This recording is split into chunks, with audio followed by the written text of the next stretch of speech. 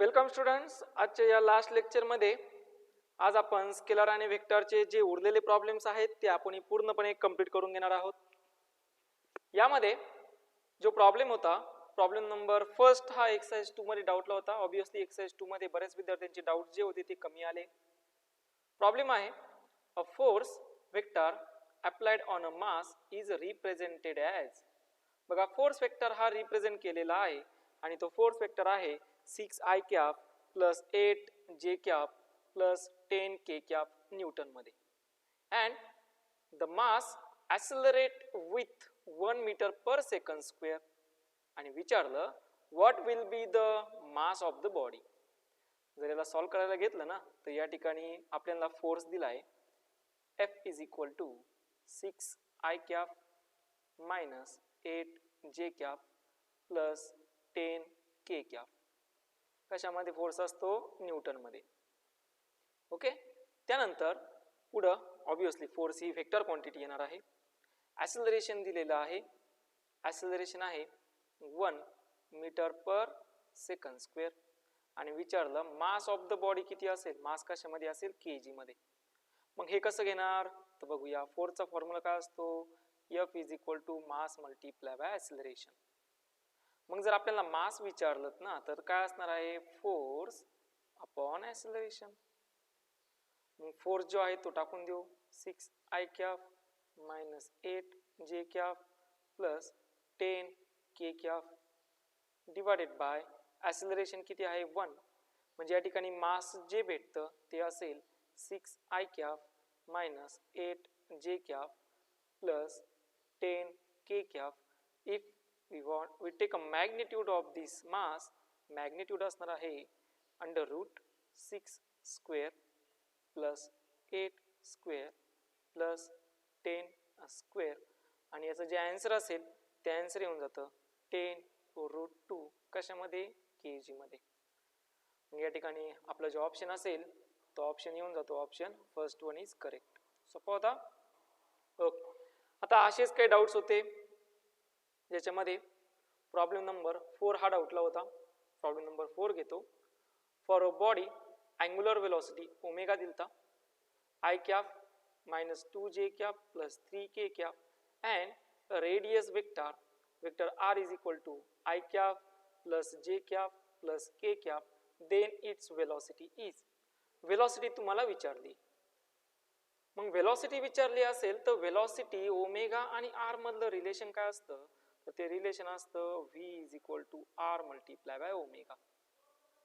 मग तुम्हाला काय करायचं आहे तर वेलोसिटी तुम्हाला फाइंड करायची, बरोबर. मग r जी व्हॅल्यू दिलेली आहे ती आपण इथं सबस्टिट्यूट करून घेऊ. आणि हा जो प्रॉडक्ट असेल हा प्रॉडक्ट असणार आहे वेक्टर प्रॉडक्ट. म्हणजे या वेक्टर प्रॉडक्टला आपण हे सिंपल नोट डाऊन करू शकतो. v is equal to omega cross of r. आणि मग तुम्हाला माहिती याचा काय घ्यायचा? डिटर्मिनंट घ्यायचा. मग डिटर्मिनंट असेल याचा i कॅप j कॅप आणि k कॅप. इथं असेल प्लस मायनस प्लस. ओके. त्यानंतर ओमेगाची व्हॅल्यू इथं सबस्टिट्यूट करून देणार. ओमेगा मग किती असेल तर ओमेगा या ठिकाणी येऊन जातो बघा. i कॅप म्हणजे किती असेल? 1 मायनस 2 3. त्यानंतर r जो असेल तो असेल 1 1 आणि 1. आता हा डिटर्मिनंट कशा पद्धतीने घ्यायचा हे तुम्हाला मी शिकवलंय. व्यवस्थित सॉल्व करा. त्याचा आन्सर तुम्हाला फर्स्ट येतं का चेक करणार तुम्ही. क्लिअर झालं? ओके. चला आता पुढील जो प्रॉब्लेम होता तो घेऊया. पुढील प्रॉब्लेम नंबर 7 नंबर डाऊटला होता. फार काही डाऊट नाही याच्यामध्ये. If a force F is equal to 16i cap plus 15j cap minus 3k cap, obviously newton मध्ये असणार आहे. And velocity vector v is equal to 2i cap minus 4j cap plus 5k cap metre per second मध्ये. आणि विचारलं instantaneous power किती असेल. मग ऑब्वियसली इन्स्टंटेनियस पॉवर मधलं रिलेशन काय असतं ते रिलेशन आपण एकदा घेऊया.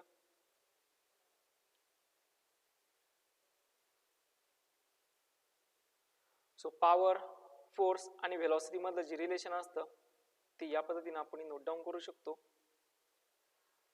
Power is equal to force multiply by velocity. Obviously ही क्वांटिटी जी आहे ती स्केलर क्वांटिटी आहे आणि दोन व्हेक्टर क्वांटिटीचा डॉट प्रॉडक्ट जो असतो ती क्वांटिटी कोणची होऊन जाते, स्केलर प्रॉडक्ट फॉर्ममध्ये असते. मग power is equal to force असेल 16 I cap plus 15 J cap minus 3 K cap dot product with 2 I cap minus 4 J cap plus 5 K cap.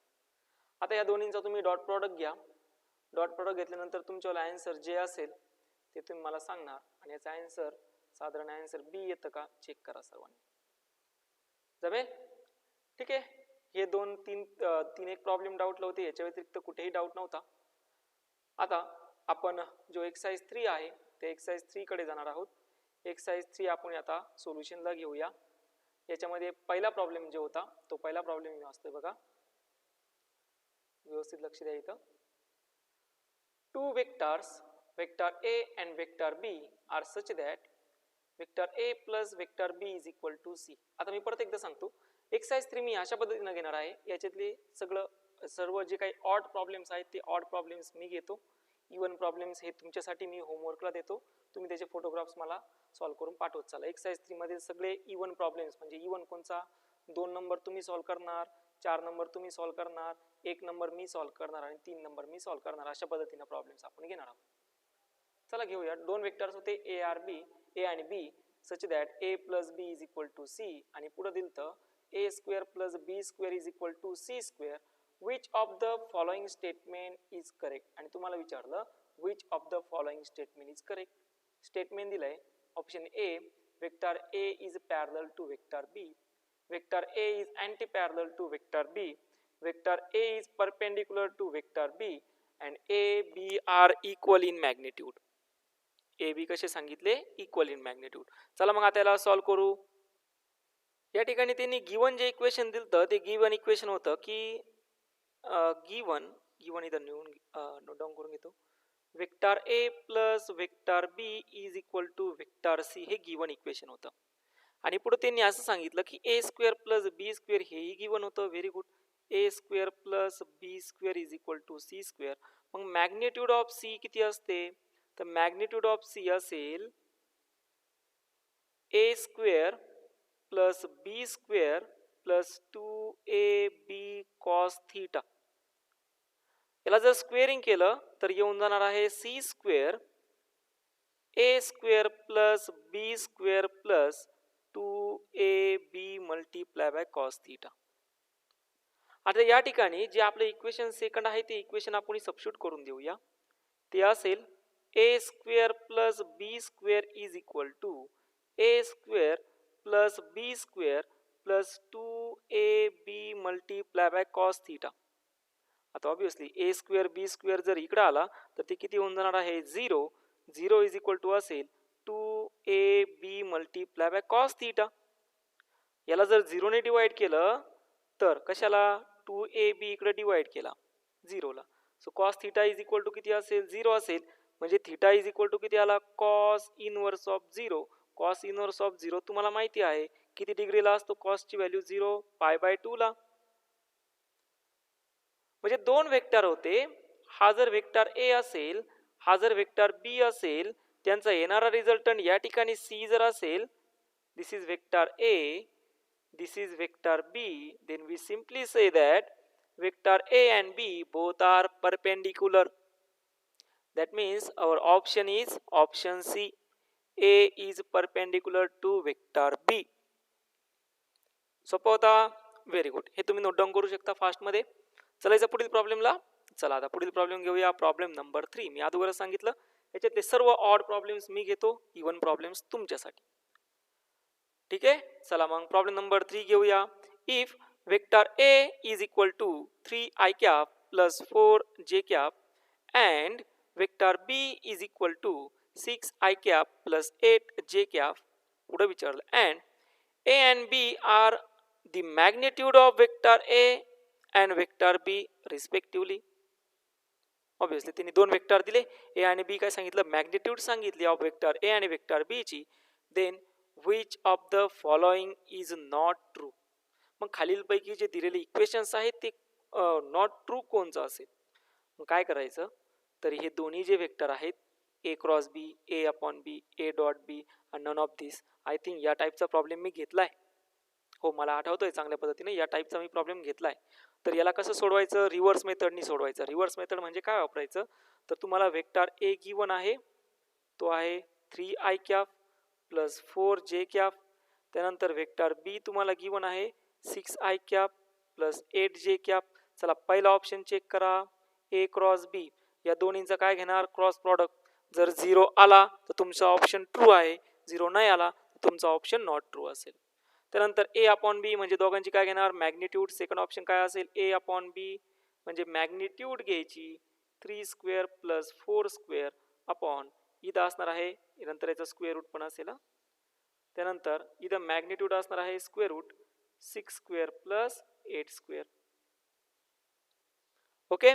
त्यानंतर थर्ड ऑप्शन आहे ए डॉट बी. या दोघांचाही डॉट प्रॉडक्ट घ्यायचा म्हणजे इथं असेल 3i cap plus 4j cap. Dot product with किती येऊन जातो? 6i cap plus 8j cap. हा जर इज इक्वल टू 40 आला तर तुमचा ऑप्शन काय असेल? करेक्ट असेल. पण ऑब्विसली तुमचा ऑप्शन काय येऊन जातं? ऑप्शन सी हे करेक्ट येऊन जातं, कारण की ते काय असतं? इज इक्वल टू 40 असतं. तुमचं येणारं जे आन्सर आहे ते येणारा answer is not equal to 40 असणार आहे. या टाईपचा प्रॉब्लेम मी अगोदर पण घेतलेला आहे. जमेल सर्वांना? चला आता पुढील प्रॉब्लेम घेऊया. पुढील प्रॉब्लेम आहे प्रॉब्लेम नंबर 5. प्रॉब्लेम सोपा आहे, फक्त व्यवस्थित लक्ष द्या. दोन फोर्सेस दिलेला आहे बघा. प्रॉब्लेम नंबर 5 घेतो मी. प्रॉब्लेम नंबर 5 कसा आहे? So here is problem number 5. Vector sum of two forces of 10 Newton and 6 Newton cannot be. दोन फोर्सेस आहे. कुठले दोन फोर्सेस आहे ते पण घेतो. For example F1 is equal to दिलाय त्यांनी 10 न्यूटन आणि F2 इज इक्वल टू दिलाय त्यांनी 6 न्यूटन.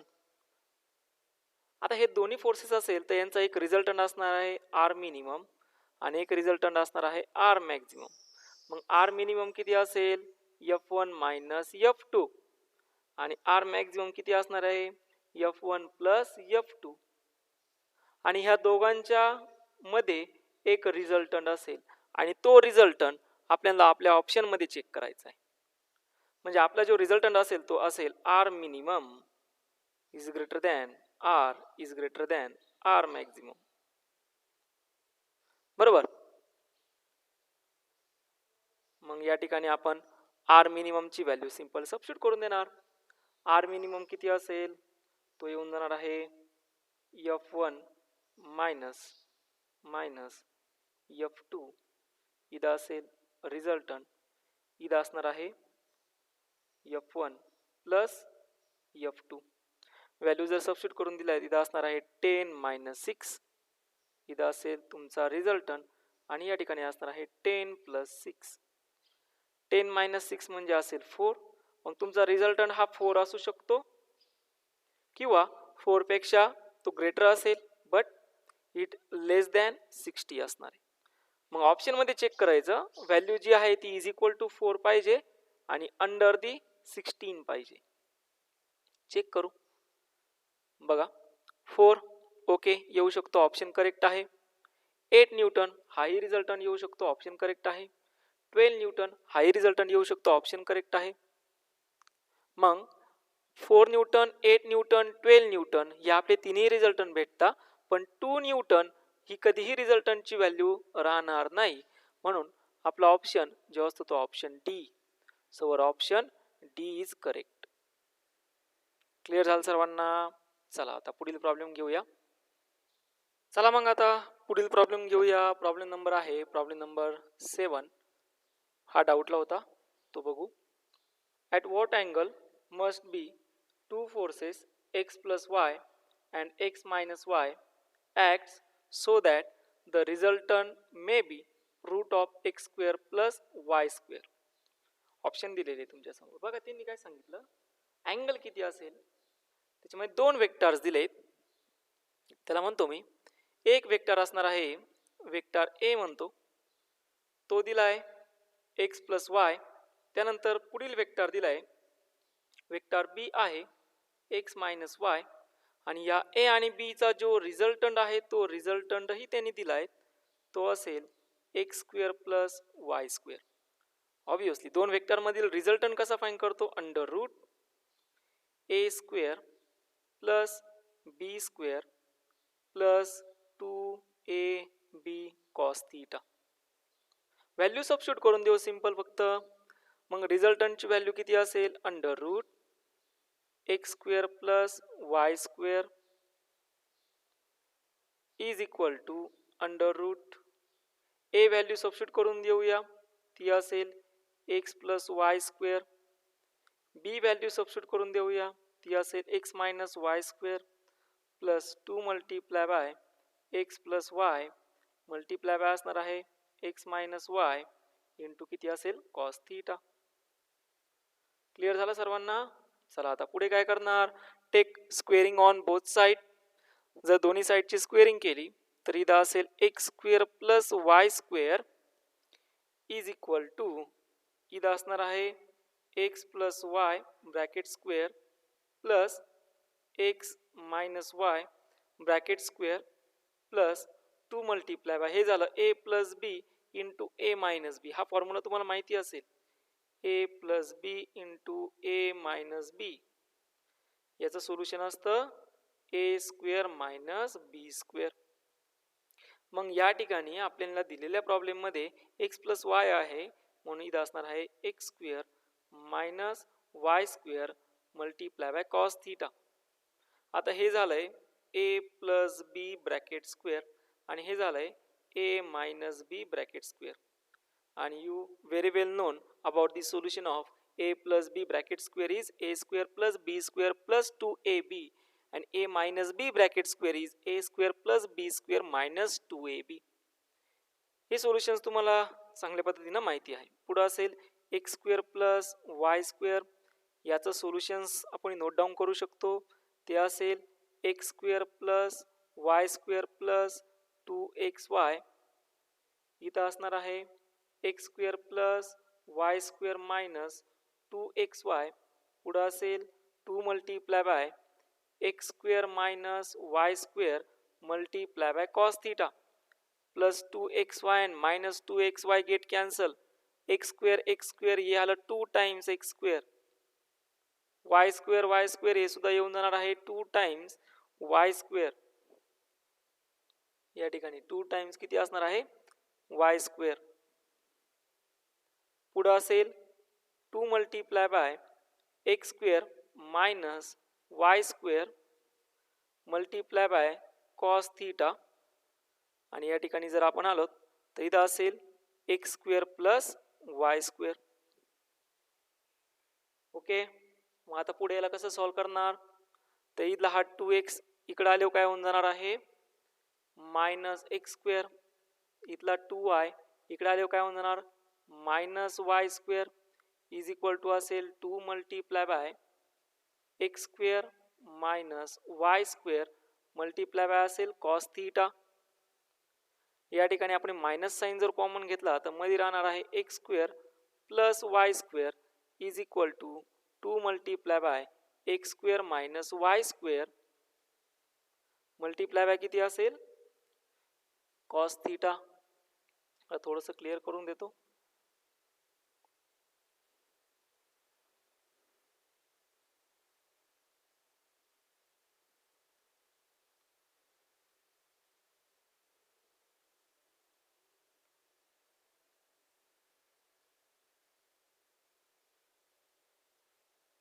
मल्टिप्लाय बाय काय असेल? Cos theta. आता पुढे कशा पद्धतीने आपण नोट डाऊन करू शकतो? तर तुम्हाला विचारलंय कॉस थीटा किती असणार आहे. मग सिंपल ही जी पूर्ण क्वांटिटी आहे याला काय करा? डिवाइड करा. So you get cos theta is equal to minus X square plus Y square divided by 2 times X square minus Y square. Okay. म्हणजेच अँगल जर विचारला तर theta is equal to cos inverse of minus X square plus Y square upon 2 times X square minus Y square. मग आता काय करायचं तुम्ही सर्वांनी? तो ऑप्शन कुठं आहे फक्त चेक करा. हा ऑप्शन तुमच्या प्रॉब्लेम्समध्ये दिलेला असेल तर युअर सोल्युशन इज करेक्ट. मग बघूया ऑप्शन कुठे दिला आहे. ऑप्शन ए बघा, ऑप्शन ए आहे cos inverse of x square plus Y square upon 2 x square minus Y square. सोपं होता, तुम्ही याला नोट डाऊन करू शकता, तुम्ही याला सॉल्वही करू शकता. एकदम सोपं होता. फक्त तुम्हाला ए या दोन व्हॅल्यूज माहिती पाहिजे. जसं आपण एला त्यांनी सांगितलं होतं एक्स प्लस वाय आणि बीला सही सांगितलं होतं एक्स मायनस वाय आणि रिझल्टंटही गिवन होता. मी बऱ्याच वेळेस तुम्हाला सांगितलंय your problem solution is already present in problems. You have to just only identify it. Okay, चलायचं पुढील प्रॉब्लेमला. चला मग आता 7 नंबर झालेला आहे. पुढील प्रॉब्लेम घेणार आहोत आपण, तो आहे प्रॉब्लेम नंबर 9. चला मग प्रॉब्लेम नंबर 9 बघू. सोपा आहे. चला प्रॉब्लेम नंबर 9 आहे. The resultant of two vectors vector P and vector Q is R.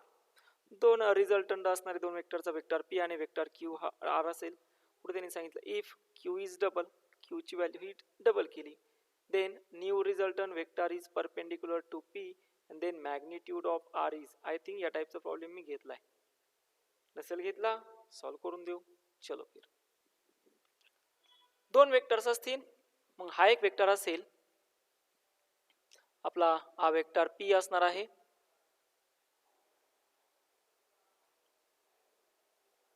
Okay,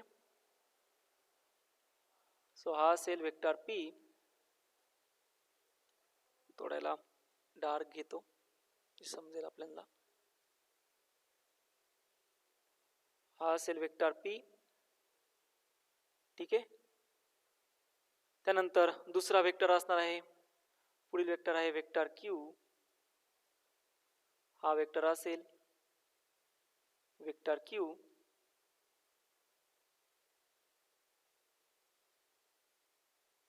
नाव पण देऊन घेऊ.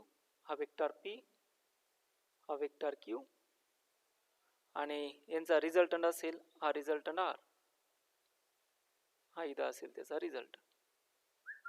हा रिझल्टंट असणार आहे vector R. Vector R is equal to P plus Q in magnitude. जर याला घ्यायचं ठरलं तर vector R is equal to magnitude मध्ये जर घ्यायचं ठरलं तर तो असणार आहे under root P square plus Q square plus 2pq multiply by cos theta. आणि तुम्हाला त्यांनी विचारलंय, पुढे त्यांनी काय सांगितलं, if Q is double this Q is equal to 2q and this new resultant. ज्यावेळेस हा क्यू हा 2q असेल, म्हणजे आता सिच्युएशन अशी असेल बघा, हा वेक्टर असेल वेक्टर पी. त्यानंतर हा दुसरा वेक्टर आता इन्क्रीज झालाय, डबल झालाय. हा वेक्टर असेल वेक्टर क्यूच्या ऐवजी आता किती असणार आहे 2q. हा वेक्टर काय असेल वेक्टर पी. आणि जो नवीन रिझल्टंट आला तो नवीन रिझल्टंट हा नवीन रिझल्टंट परपेंडिक्युलर आहे. कशाला परपेंडिक्युलर आहे, हा new resultant. This is new resultant and this new resultant is perpendicular to the vector P that is alpha is equal to किती असेल 90 डिग्री. या टाईपचा प्रॉब्लेम मी ऑलरेडी सॉल्व्ह केला आहे, परत एकदा सॉल्व्ह करून देतोय. ठीक आहे. मग या ठिकाणी आपण फॉर्म्युला फाइंड करू शकतो. Tan of alpha is equal to, तो फॉर्म्युला असतो सगळ्यांना माहिती आहे किती असतो तो,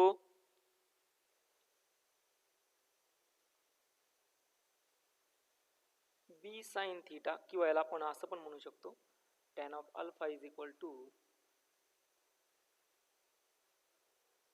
Q sine theta upon P plus Q cos theta. आता या ठिकाणी टॅन अल्फाची जी व्हॅल्यू दिलेली आहे, tan alpha is equal to 90 degree असेल. So tan 90 is equal to असणार आहे B sine theta upon P plus Q cos theta. पुढे आपण याला सॉल्व्ह करू शकतो. सॉल्व्ह करायचं म्हणजे काय करायचं, P plus Q cos theta is equal to B sine theta upon किती असणार आहे टॅन 90. याची व्हॅल्यू येऊन जाते 0, म्हणजे P plus Q cos theta is equal to किती असेल 0. आणि त्यांनी सांगितलं होतं की अल्फा हा 90 डिग्री असेल केव्हा, ज्यावेळेस क्यूची व्हॅल्यू ही 2Q असेल त्यावेळेस. म्हणजे आता या ठिकाणी क्यूच्या ऐवजी आपल्याला किती सबस्टिट्यूट करायचं आहे, 2Q. म्हणजे P plus 2Q cos theta is equal to किती असेल 0. So 2Q cos theta is equal to minus P, then we get cos theta is equal to minus P upon 2Q. Okay, मग आता करणार काय आपण, तर ह्याला म्हणतो मी इक्वेशन सेकंड. आणि जे आपण रिझल्टंटचं इक्वेशन लिहिलं ना, ते इक्वेशन कोणचं होतं, फर्स्ट. आता तिथं आपल्याला कॉस थिटाची व्हॅल्यू भेटलेली आहे. Cos theta is equal to minus P upon 2Q. ही व्हॅल्यू या ठिकाणी आपण इझिली सबस्टिट्यूट करून देणार. मग ज्यावेळेस इथं सबस्टिट्यूट करून देणार त्यावेळेस तुमचा रिझल्टंट जो असेल तो रिझल्टंट व्हॅल्यू सबस्टिट्यूट करून दिल्यानंतर येऊन जातो. तो आपण सॉल्व्ह करूया. R square is equal to squaring केली दोन्ही side, P square plus Q square plus 2PQ multiply by minus P upon Q, P upon 2Q. 2Q इथला 2Q काय झाला, कॅन्सल झाला. म्हणजे resultant R square is equal to असेल P square plus Q square. Obviously इथं minus P असणार आहे या ठिकाणी. हा असेल minus P square. P square and P square get cancel. Resultant R square is equal to किती आलेला आहे, Q स्क्वेअर. सिम्पली आपण म्हणणार resultant R is equal to किती आला, Q आला. मग आपण जो प्रॉब्लेम घेत होतो तो प्रॉब्लेम बघूया. प्रॉब्लेम नंबर 9 होता, त्याचा आन्सर येऊन जातं सेकंड. रिझल्टंट किती आला, Q एवढा आलाय. सोपा होता. ओके, चला आता पुढील प्रॉब्लेम घेऊया. Problem number 11. थोडंसं मी याला क्लीन करतो. पुढील प्रॉब्लेम आहे प्रॉब्लेम नंबर 11.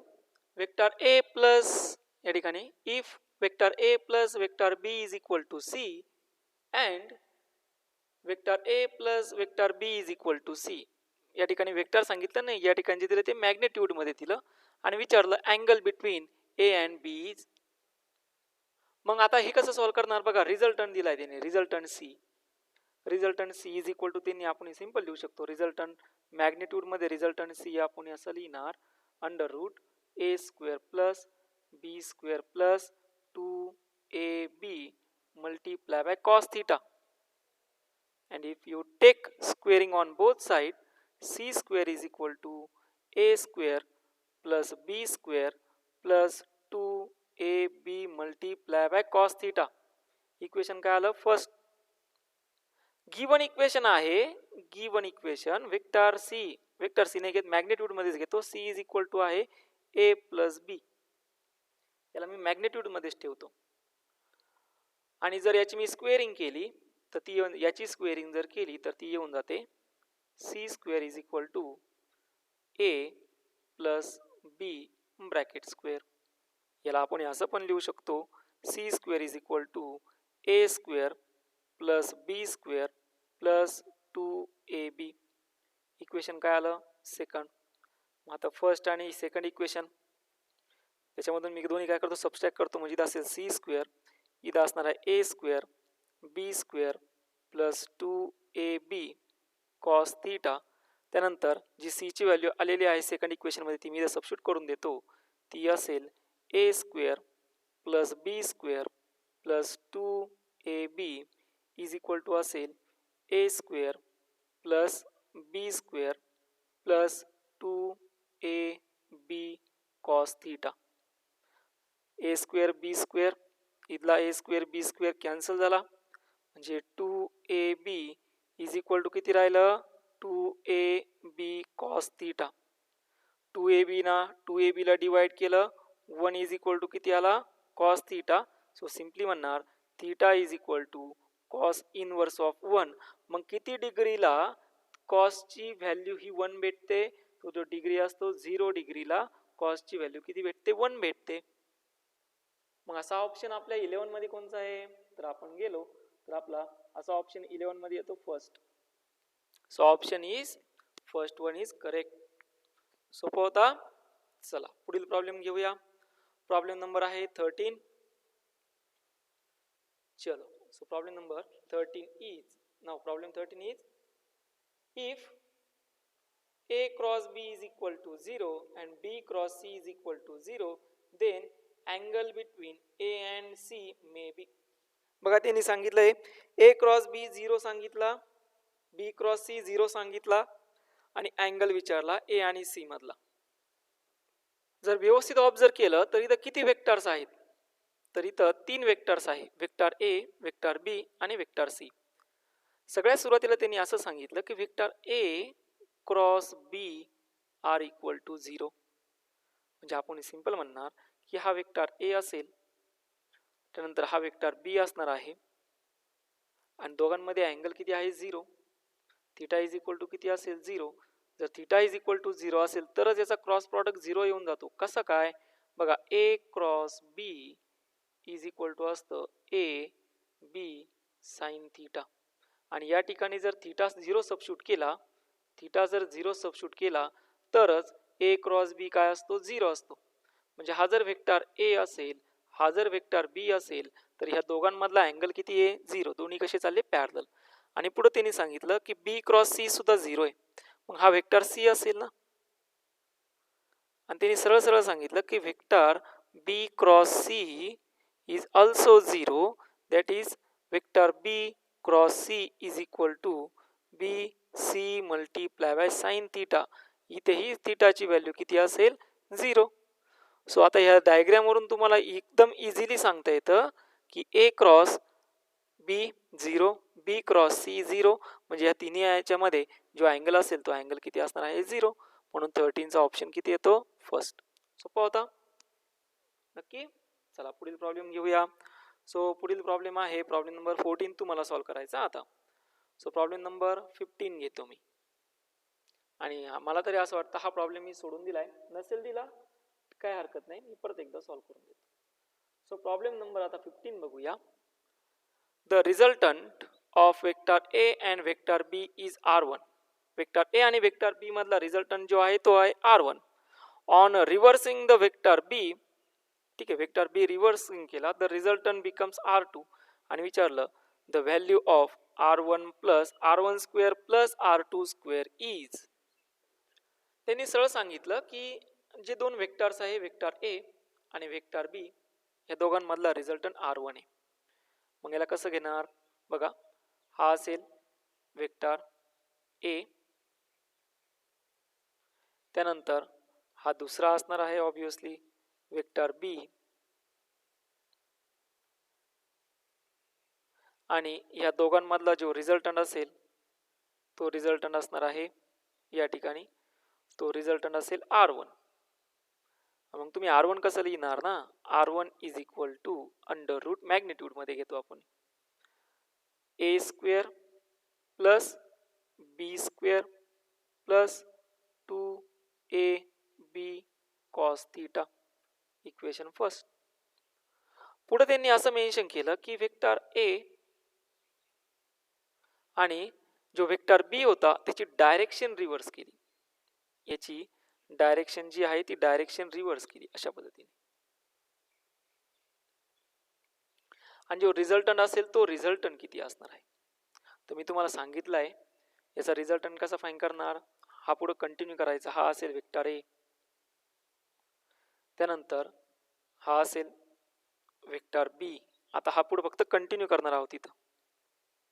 हा असेल आपला वेक्टर B,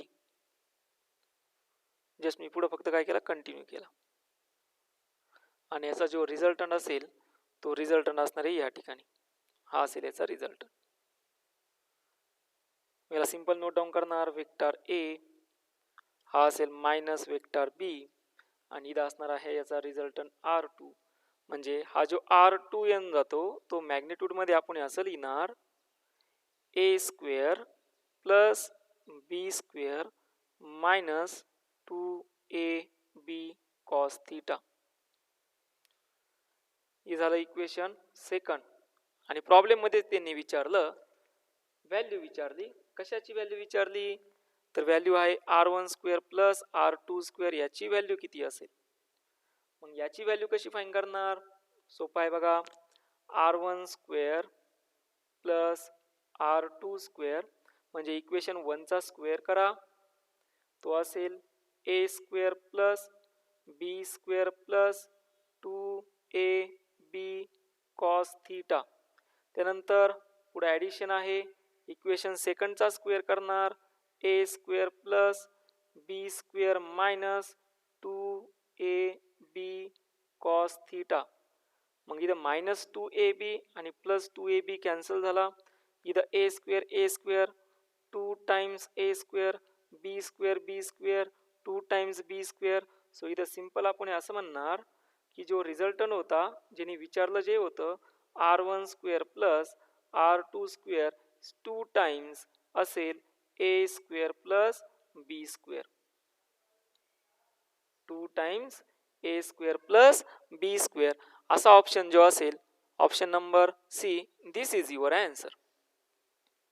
सोपं होता. चला मग पुढील प्रॉब्लेम घेऊया. याला मी जरा क्लीन करतो, हे तुम्ही नोट डाऊन करू शकता. पुढील प्रॉब्लेम आहे problem number 17. What is the angle between, विचारलाय what is the angle between vector A दिलाय I cap plus J cap plus √2 K cap and the Z axis. Angle विचारला वेक्टर ए आणि Z axis मधील. आता हे कसं घ्यायचं बघा, 3 डायमेन्शन असणार आहे. ही आपली असेल 3 डायमेन्शन सिस्टीम. व्यवस्थित लक्ष द्या. चला मग 3 डायमेन्शन सिस्टीम घेऊया. ही असेल आपल्यावाली 3 डायमेन्शन सिस्टीम, बरोबर. यामध्ये ऑब्वियसली एक्स हा असेल वाय आणि हा असणार आहे झेड कॉम्पोनंट.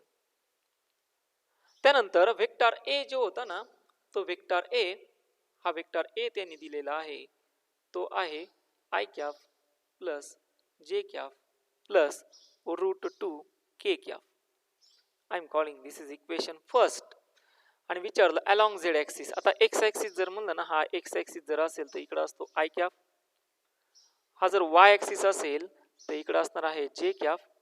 आणि इकडे जर असेल के म्हणजे झेड ॲक्सिस असेल तर तो असतो, माहिती सर्वांना, के कॅप. आणि याच्यासाठी आपण ही व्हॅल्यूज फाइंड करतो. Cos of alpha is equal to vector A upon magnitude of A. This is along I cap असतो, बरोबर. इथं आय कॅप असेल तर ही सुद्धा मॅग्निट्यूड असणार आहे आय कॅपची. डिवाइड, मल्टिप्लाय अँड डिवाइड केलं कॅन्सल होऊन जातो. Cos of beta is equal to असेल, इथं किती घेतो आपण, तर या ठिकाणी वेक्टर बी डिवाइडेड बाय किती असेल, मॅग्निट्यूड ऑफ बी. आणि इथं असतो जे कॅप, सॉरी या ठिकाणी मॅग्निट्यूड नाही येणार, असेल वेक्टर बी, इथं असणार आहे J cap divided by J cap magnitude मध्ये.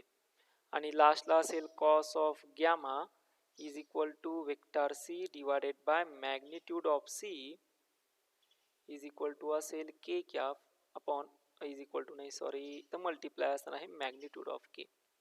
हा, काही प्रॉब्लेम मध्ये मी तुम्हाला असं सांगितलं असेल की इथं असणार आहे A caps A X upon A X vector. इथं मी असं पण सांगितलं असेल काही प्रॉब्लेम्स मध्ये, A X vector upon magnitude of A I cap divided by magnitude of I.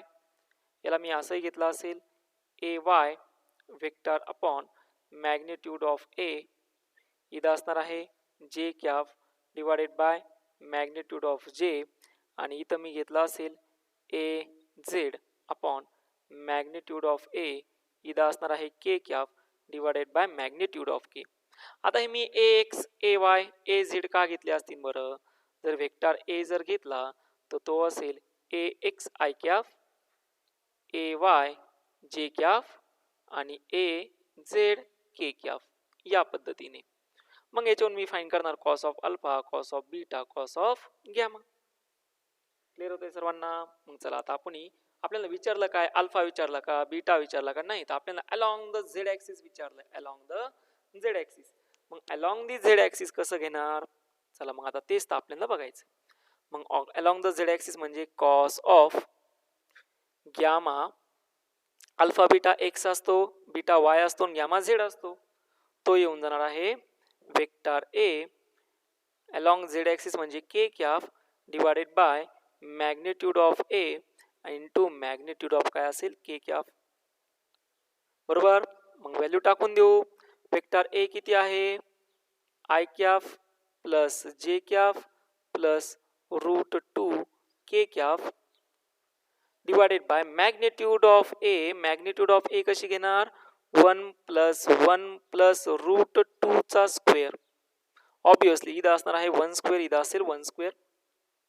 बरोबर. आणि इथं हे असणार आहे के कॅफ. के कॅफ म्हणजे मल्टिप्लाय बाय 1. मग आता याला जर सॉल्व केलं इथं मल्टिप्लाय बाय के कॅप असेल. याला जर सॉल्व केलं तर इथं असणार आहे आय डॉट के या ठिकाणी I dot K 0 plus J dot K 0 plus K dot K किती असेल 1 म्हणजे इथं येऊन जातो √2. इथं असेल 1 + 1 2 आणि हे 2 म्हणजे किती असणार आहे √4 आणि √4 किती असतो 2 म्हणजे इथं असणार आहे √2 डिवायडेड बाय 2 आणि √2 डिवायडेड बाय 2 म्हणजे किती असतो 1/√2. मग बघा या ठिकाणी तुम्हाला cos of gamma is equal to आलेला आहे 1/√2. If you find the gamma is equal to cos inverse of 1/√2. मग कॉस इनवर्स ऑफ 1/√2 म्हणजे तुम्हाला माहिती आहे तो किती असतो अँगल 45 डिग्री. क्लिअर झालं सर्वांना. Okay very good. चला पुढे आता पुढील प्रॉब्लेम जो आहे तो पुढील प्रॉब्लेम जसं की 17 नंबर मी सॉल्व केला, 18 नंबर तुम्हाला सॉल्व करायचा आहे आणि मी घेत आहे 19 नंबर प्रॉब्लेम. हा लास्ट प्रॉब्लेम. आता 19 नंबरचा problem. A parallelepiped has edge describe by the vector A I cap plus 2 J cap. मीला vector A म्हणतो, तुम्ही कुठलाही नाव देऊ शकता पण जनरल ना वेक्टर ए दिला तरी चालतो. पुढे वेक्टर आहे 4 जे कॅप आणि लास्ट वेक्टर आहे J cap plus 3 K cap आणि व्हॉल्यूम विचारला व्हॉल्यूम. आता व्हॉल्यूम कसं फाइंड करायचं बरं. आपण घेतलाय वेक्टर प्रॉडक्ट मध्ये. मग पहिला वेक्टर दिलाय vector A is equal to आहे I cap plus 2 J cap. त्यानंतर वेक्टर बी दिलेला आहे 4 जे कॅप आणि वेक्टर ऑब्वियसली सी दिलेला आहे जे कॅप. वेक्टर सी दिलेला आहे J cap plus 3 K cap. विचारलं व्हॉल्यूम. व्हॉल्यूम कशामध्ये असतं रे मीटर क्यूब मध्ये. म्हणजे हे एक मीटर, हे मीटर आणि हे मीटर तिघांचं काय घ्यायचं प्रॉडक्ट. मग प्रॉडक्ट म्हणजे सिंपल प्रॉडक्ट घेऊन चालेल का नाही. याच्यामध्ये असं असेल की दोन वेक्टर हे काय असणार आहे परपेंडिक्युलर. व्हॉल्यूम जनरली क्वांटिटी कोणची झाली स्केलर क्वांटिटी. मग स्केलर क्वांटिटी म्हणजे जर मी असं घेतलं ना ए क्रॉस बी, दोन वेक्टर काय आहे परपेंडिक्युलर आणि याचा जर डॉट प्रॉडक्ट मी वेक्टर सी सोबत जर घेतला तर भेटणारी क्वांटिटी काय असेल ही स्केलर क्वांटिटी असेल. बघा ही क्वांटिटी येणार ती वेक्टर प्रॉडक्टचा वेक्टर सोबत जर मी प्रॉडक्ट घेतला डॉट प्रॉडक्ट जर घेतला तर येणारी क्वांटिटी काय असते स्केलर. मग आता सगळ्यात अगोदर तुम्हाला काय सॉल्व करायचं वेक्टर ए क्रॉस बी. मग आता विद्यार्थ्यांनो एकदम सोपं आहे. वेक्टर ए क्रॉस बी कसं सॉल्व करणार. चला डिटर्मिनंट घ्यायचा आय कॅप जे कॅप के कॅप. इथं असेल प्लस, इथं असणार आहे मायनस, इथं असेल प्लस.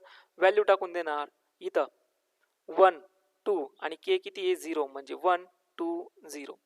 बी किती आहे फक्त अलॉंग जे ॲक्सिस आहे म्हणजे एक्स ला किती आला 0, बी ला किती आहे 4, के ला किती असेल 0. हे तुम्ही सॉल्व करणार. हे सॉल्व करून या ठिकाणी सबस्टिट्यूट करून देणार आणि त्याचा के सोबत डॉट प्रॉडक्ट सी सोबत डॉट प्रॉडक्ट घेणार. डॉट प्रॉडक्ट घेताना एक आयडेंटिटी लक्षात ठेवायची सगळ्या येते आय डॉट. होपसो सगळ्यांना येत असेल. कोणची identity I dot I is equal to 1, J dot J is equal to 1 आणि K dot K is equal to 1. जमेल सर्वांना नक्की. मग आता हा प्रॉब्लेम तुम्ही सॉल्व करून मला त्याचे फोटोग्राफ्स पाठवा. 20 नंबरचा प्रॉब्लेम ही तुमच्यासाठी बरोबर. आणि त्यानंतर हे एक्सरसाइज 4 उरता. हे एक्सरसाइज 4 आतापर्यंत मी जेवढे काही प्रॉब्लेम्स घेतले ना सगळेचे सगळे त्याच्यावरतीच हे एक्सरसाइज 4 मधील दोन प्रिव्हियस इयर प्रॉब्लेम आहे फर्स्ट आणि सेकंड. आता हे प्रिव्हियस इयर प्रॉब्लेम मी घेणार नाही, आता हे तुम्ही मला सॉल्व्ह करून पाठवायचे आहे. अँगल किती येतो तो जमेल सर्वांना? हा अँगल किती असेल तो सांगायचा मला, ऑप्शन कोणचं येतं ते. आणि याच्यामध्ये वर्क डन विचारलं, work done is equal to force multiply by displacement करा, तुम्हाला वर्क डन भेटेल. जी क्वांटिटी असेल ती क्वांटिटीचा आन्सर मला तुम्ही सर्वांनी सेंड करायचा आहे. So this is the end of scalar and vectors. आता आपण स्केलर आणि व्हेक्टर्स इथं पूर्णपणे संपलेलं आहे. आता इथून पुढे तुमच्या बॅचेस डिस्ट्रीब्यूट झाल्या, त्यानंतर बॅचेस डिस्ट्रीब्यूट झाल्यानंतर आता तुमचा रिस्पेक्टिव्ह टीचर्स तुमचा रिस्पेक्टिव्ह सिलेबस कंप्लीट करणार आहेत. ओके, आता याच्या व्यतिरिक्त तुम्हाला काही डाऊट्स असेल, आतापर्यंत कुठलाही टॉपिक समजला नसेल, इथून पुढे कुठलाही एखादा टॉपिक समजला नाही, तर तुम्ही मला विचारू शकता, रिस्पेक्टिव्ह टीचर्सला विचारू शकता. तुमचे सगळे डाऊट्स हे क्लिअर केले जातील. Okay, thank you and all the best.